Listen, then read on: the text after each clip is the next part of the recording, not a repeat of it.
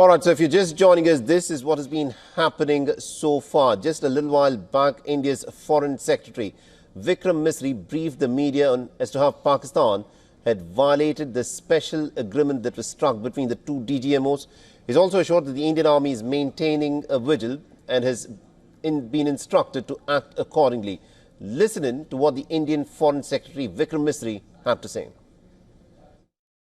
For the last few hours, there have been repeated violations of the understanding arrived at earlier this evening between the Directors General of Military Operations of India and Pakistan. This is a breach of the understanding arrived at earlier today.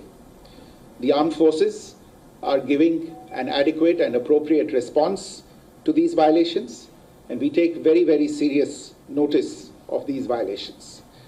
We call upon Pakistan to take appropriate steps to address these violations and deal with the situation with seriousness and responsibility. The armed forces are maintaining a strong vigil on the situation. They have been given instructions to deal strongly with any instances of a repetition of the violations of the borders along the international border as well as the line of control. All right, so that was the statement by Vikram Misri, the Indian Foreign Secretary, a little while back. And to give us more perspective in terms of what is happening at this moment, we're joined by retired Major General A.K. Sivach, who is a defence and also a strategic affairs expert. General Sivach, thank you very much indeed for joining us here on this broadcast on WION. Now, considering what has happened this evening, there was a ceasefire that came into effect at 5 p.m. Indian Standard Time. And within 3 hours of that, there were these drones that were spotted over the Indian skies. What are we to make of this? Is Pakistan not serious about adhering to the ceasefire? Yeah, no doubt about it. The point is, when the ceasefire is come into effect at 5 p.m. Indian Standard Time, then there should be no reason as far as Pakistan violating that until unless it does not have an intention to follow. Possibly it looks like that Pakistani army is not too happy with the ceasefire which has been declared, and that's why they are violating. That can be one reason. The second reason can be the instruction may not have gone till the last person. But that does not seemingly looks to be correct, because this violations of ceasefire has from across the border, starting from a line of control in Jammu and Kashmir to Gujarat. So what can be the reason? Possibly one can only say that Pakistan army not too very happy for this ceasefire, and that's why they are violating that. That can be one of the main reasons as to why they are violating. But at the same time, it has been also seen that initially the ceasefire violation number was very high, and after 2-3 hours, I think it subsided. Now it is only that you can say that small arm fire has been exchanged at few places. But certainly it is a cause of concern as far as India is concerned, in case ceasefire is not followed, and as far as Indian government is concerned, and which is as it is a normal protocol and SOP, Indian forces are giving a befitting reply to Pakistan. Any misadventure done by Pakistan will be paid in the same coin. Right. Now, but also considering the fact that, the call for a ceasefire was initiated by the Pakistani DGMO, where he called up his Indian counterpart at about 3:45 p.m.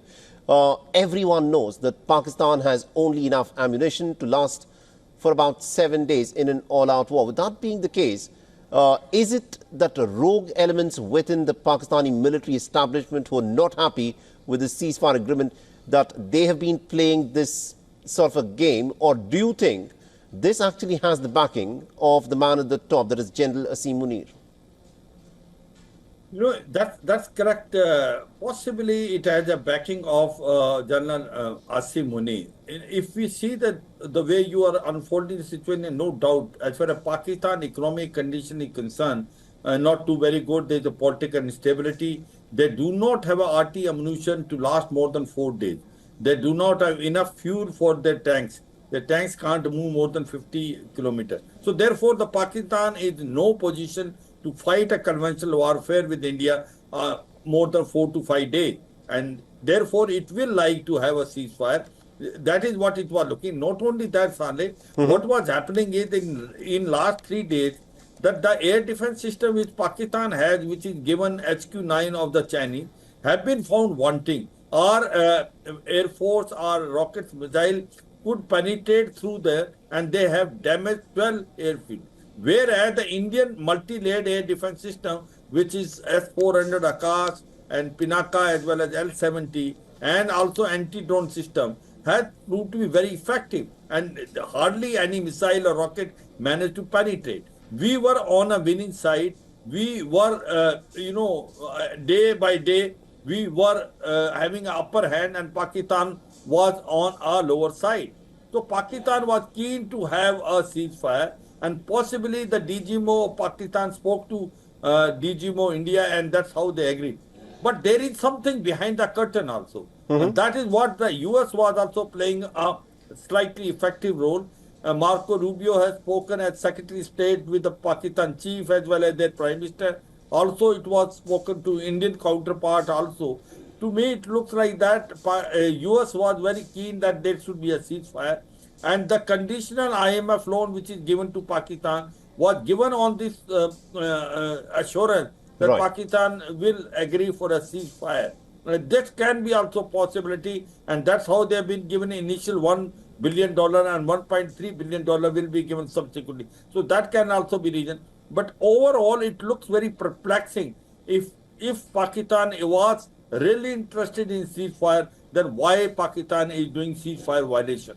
Absolutely, indeed. And also considering the manner in which this ceasefire came into existence, when negotiations are held for a ceasefire, General Sivach, this is a criticism that has been made in the past as well, that India has always been more than generous when it comes to negotiations with Pakistan. The ceasefire today was done with no conditions attached.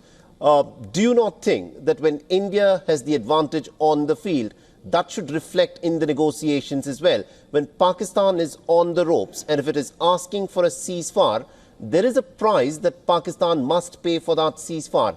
And this can be done if Pakistan were to give up these elements such as Hafiz Saeed and Masood Azhar. Why do you think India has not pressed for in getting these individuals from Pakistan as a condition for ceasefire? Absolutely. See, 2, 3 issues. Very rightly you brought in, once you have an upper hand and Pakistan, DGMO is requesting for a ceasefire, then you must ask for best deal which possible for you. And very correctly brought out by you that you should ask Hafiz Saeed, Masood Azhar and Sayyid Salahuddin. They are the ones which are basically belong to. But certainly what happened is that as far as the deal is concerned, we always lack in that. But what I feel is that it may have been too early to ask in the beginning. When there will be discussion, India is putting one thing very new and which wasn't earlier.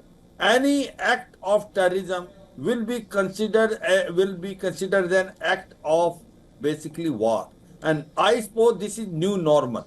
That Pakistan will rely now, any act of terrorism which it does it in our soil will amount to the act of war. I suppose that is a very important thing which we have put in.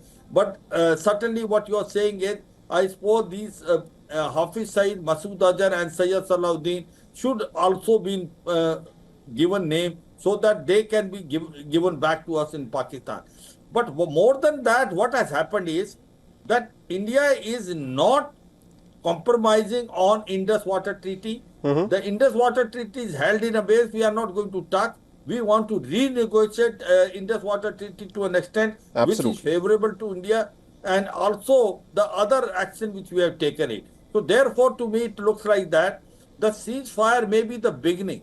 But once the negotiation will take place, this time we are not going to make a mistake which we made in 1965 when we gave a Hajipir to Pakistan, and in 1971 when we have won the war, we divided Pakistan into, we gave them a 93,000 prisoner, and we did not put pressure on Pakistan to give us our 54 PW which were there. Also certain area which was, given to Pakistan, which we could have easily bargained and taken because we had that upper hand. So Absolutely. 93,000 prisoners were with us. That indeed is true. You know, when we have the advantage, we somehow seem not to press home that advantage in the negotiations, which seems to is the case where we let Pakistan off the hook in negotiations once we've got the military advantage. But General Siwach, Pakistani Prime Minister Shehbaz Sharif has just addressed the media in his country, and what is interesting is he is declaring victory in the aftermath of this 4-day conflict. He says that Pakistan has come out on top in this war that he says was fought against hatred and aggression. And also the Pakistani information minister interestingly claims that Pakistan has not done any ceasefire violations.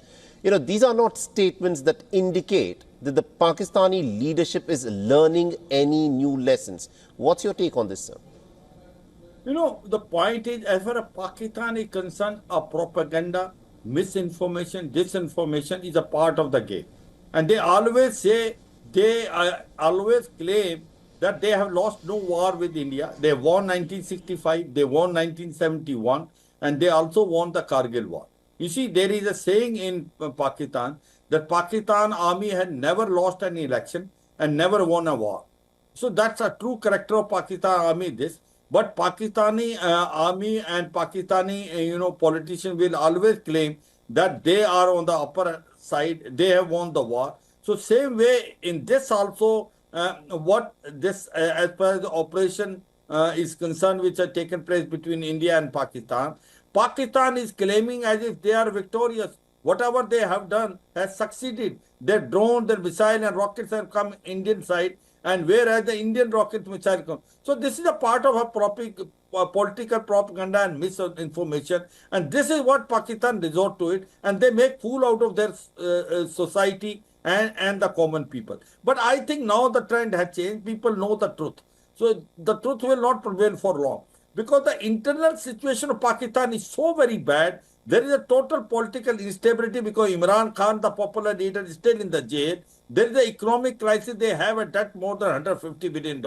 And in case if this war continues, let's say there is no ceasefire continues, they have already moved the troops which were in the western border in Balochistan and Khyber Pakhtunkhwa toward east, toward India. Now that area is by and large vacant, and this will be made full use by the Balochistan Liberation Army. As far as Balochistan is concerned, they can really take victory out of that. And same way is Taliban Pakistan in Khyber Pakhtunkhwa. But all said and done, Pakistan is claiming as if they have won this dual fight between India and Pakistan, and they stood victorious.